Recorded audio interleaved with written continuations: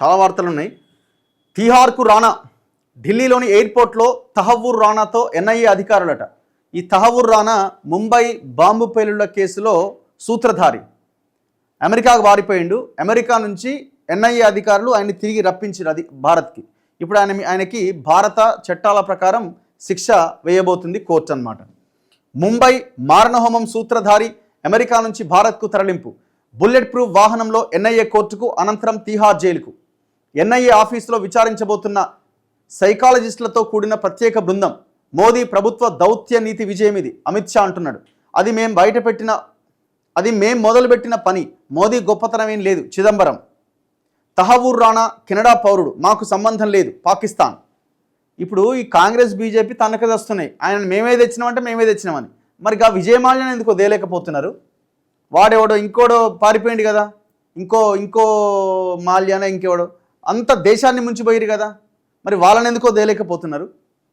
ఈ దేశంలో బ్యాంకులను ఎగ్గొట్టి డిఫాల్టర్ల లెక్కలో ఉన్న బడా పారిశ్రామికవేత్తలు 100 మంది ఉన్నారు. హైదరాబాద్లో కూడా చాలామంది ఉన్నారు. మరి వాళ్ళ దగ్గర నుంచి ఎందుకో సంపదని రికవరీ చేయలేకపోతున్నారు?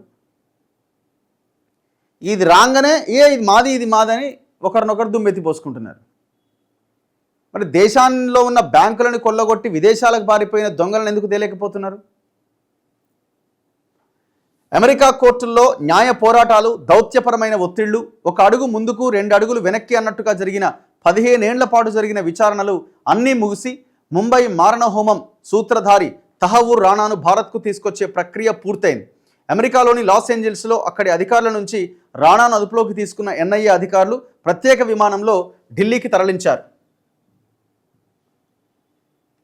గురువారం సాయంత్రం ఢిల్లీలోని పాలం ఎయిర్ బేస్లో విమానం ల్యాండ్ అయింది. అక్కడే రాణాను లాంఛనంగా అరెస్ట్ చేసిన ఎన్ఐఏ అధికారులు వైద్య పరీక్షలు నిర్వహించారు. అనంతరం బుల్లెట్ ప్రూఫ్ వాహనంలో పాటియాలా హౌస్ ఎన్ఐఏ కోర్టుకు తరలించి న్యాయమూర్తి ముందు హాజరుపరిచారు. న్యాయమూర్తి ఆదేశాల మేరకు తిహార్ జైలుకు తరలించారు. ఈ సందర్భంగా రాణాను తరలించే మార్గాల్లో కోర్టు పరిసరాల్లో అత్యంత కట్టుదిట్టమైన భద్రత ఏర్పాటు చేశారు. రాణా వయసు ప్రస్తుతం 64 సంవత్సరాలట. 15 ఏళ్ల నుంచి నడుస్తూనే ఉన్నది కేసు. 15 ఏళ్ళు అయిపోయింది. 166 మందిని బలిగొన్న మారణహోమం ఇది.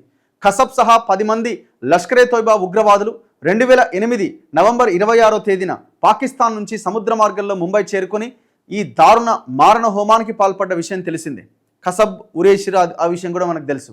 166 మంది ప్రాణాలు బలిగొన్న ఆ ఉగ్ర దాడికి పాల్పడిన వారిలో కసబ్ ఒక్కడే ప్రాణాలతో పట్టుబడ్డాడు. దీనిపై దర్యాప్తు చేసిన ఎన్ఐఏ అమెరికా జాతీయుడు డేవిడ్ హ్యాడ్లీ, పాకిస్తాన్ సంతతికి చెందిన కెనడా పౌరుడు తహవ్వూర్ రాణా కీలక సూత్రధారులుగా తేల్చింది. పాకిస్తాన్లో పుట్టి కెనడా పౌరుడిగా మారిండట. పాకిస్తాన్కు చెందిన రాణా ఆ దేశ సైన్యంలో వైద్యుడిగా పనిచేశాడు. అప్పుడే పాక్ నిఘా సంస్థ ఐఎస్ఐతో సంబంధాలు ఏర్పడ్డాయి. అదే సమయంలో లష్కరే తోయిబా ఉగ్రవాది అమెరికన్ పౌరుడు డేవిడ్ హెడ్లీ అలియాస్ దావూద్ గిలానీతో పరిచయం ఏర్పడ్డది. 1997లో రాణా కెనడాకు వలస వెళ్ళాడు. ఇమిగ్రేషన్కు సంబంధించి పలు వ్యాపారాలు చేశాడు.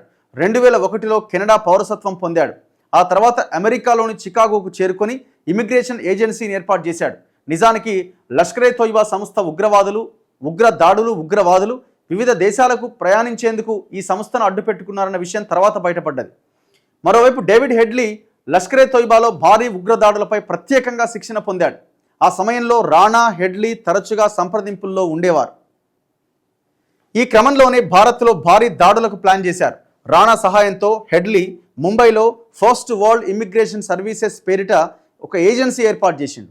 లష్కరే తోయిబా ఐఎస్ఐల సూచన మేరకు ముంబైలో Taj hotel, Oberoi hotel, Nariman point వద్ద రెక్కీ చేసి మ్యాప్లు రూపొందించాడు.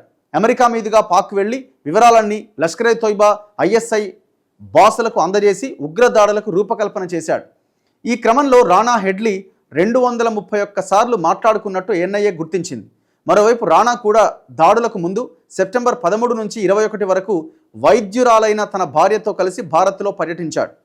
తాజ్మహల్ వద్ద, ముంబైలో, కేరళలోని కొచ్చిలో రెక్కీ చేసిపోయిందట. తర్వాత 5 రోజులకే ముంబైలో ఉగ్ర దాడి జరిగింది. కుంభమేళాలో ఉగ్రదాడికి కూడా రాణా ప్రణాళిక వేసినట్టు గుర్తించారు. కుంభమేళా ఎంతమంది? మొన్న లాస్ట్ టైం దాదాపు 60-70 కోట్ల మంది వెళ్ళి అక్కడ దర్శించుకున్నారు, స్నానాలు చేసి వచ్చారు. చట్టపరంగా, దౌత్యపరంగా భారత్ చట్టపరంగా, దౌత్యపరంగా చాకచక్యంగా వ్యవహరించడంతోనే రాణా అప్పగింత సాధ్యమైందని నిపుణులు చెబుతున్నారు. ముంబై పేలుళ్లతో పాటు డెన్మార్క్లోని ఒక వార్తాపత్రిక కార్యాలయంపై ఉగ్రదాడికి సంబంధించిన కేసులో 2009లో రాణాను అమెరికా పోలీసులు అరెస్ట్ చేశారు. విచారణ జరిపిన అక్కడి కోర్టు ముంబై పేలుళ్ల వ్యవహారంలో నేరుగా సంబంధం లేదని కొట్టేసిందట.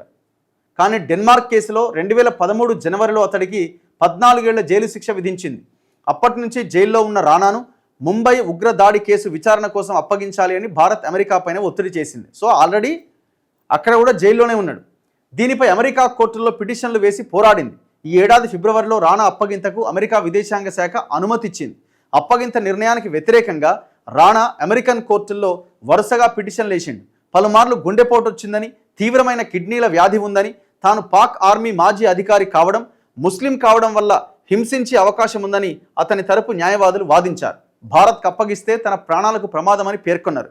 ముంబై పేలుళ్ల కేసులో అమెరికా కోర్టు తనకు అప్పటికే విచారించిందని, అదే కేసులో భారత్కు అప్పగించడం డబుల్ జియో పార్టీ అంటే ఒకే కేసులో 2 సార్లు విచారించడాన్ని నిరోధించే చట్టాన్ని ఉల్లంఘించినట్లవుతుందని వాదించారట. ఈ వాదనలన్నీ కొనసాగిన తర్వాత మొత్తానికి భారత్కు అప్పగించడంలో మన అమెరికా ముందుకొచ్చింది, అప్పగించింది, తీసుకొచ్చిరు, రిమాండ్ చేసిరు, తిహార్ జైలు వేసిరు. కానీ ఈ హెడ్లీ ఎక్కడ ఉన్నాడు? ఈ హెడ్లీ మాత్రం ముంబై ఉగ్రదాడి సూత్రధారుల్లో ఇంకొకడు డేవిడ్ హెడ్లీ. ఆయన్ని మాత్రం భారత్కు రప్పించలేమని నిఘా వర్గాలు చెబుతున్నాయట. హెడ్లీ అమెరికా పౌరుడు కావడం, అమెరికా దర్యాప్తు సంస్థలకు ఇన్ఫార్మర్గా వ్యవహరించడంతో పాటుగా 2010లో అమెరికా దర్యాప్తు అధికారులతో కుదుర్చుకున్న ఒప్పందం దీనికి కారణమట. అంటే ఉగ్రవాద కేసులో అరెస్ట్ అయిన హెడ్లీ 2010లో అమెరికా అధికారులతో చట్టపరమైన ఒప్పందం కుదుర్చుకున్నాడట. అంటే ఒక కోవర్ట్ కింద, అప్రూవర్ కింద మార్చుకున్నారు. ముంబై దాడులు, లష్కరే తోయిబాతో, పాకిస్తాన్ ఐఎస్ఐతో సంబంధాలు, కార్యకలాపాల సమాచారం అంతా వెల్లడించాడు.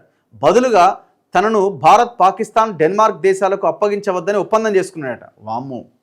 అంతేకాకుండా అమెరికా నిఘా, దర్యాప్తు సంస్థలకు హెడ్లీ ఇన్ఫార్మర్గా వ్యవహరించిన నేపథ్యంలో సంబంధిత కీలక సమాచారం బయటపడకుండా ఉండేందుకు అతన్ని ఇతర దేశాలకు అప్పగించే అవకాశం లేదని వెల్లడించినాయి. సో కాబట్టి ఆ దేశం ఎట్టి పరిస్థితిలో భారత్కి కానీ ఇంకో దేశాన్ని కానీ హెడ్లీని అప్పగించదట. ఎవడు అక్కడే ఉంటాడు.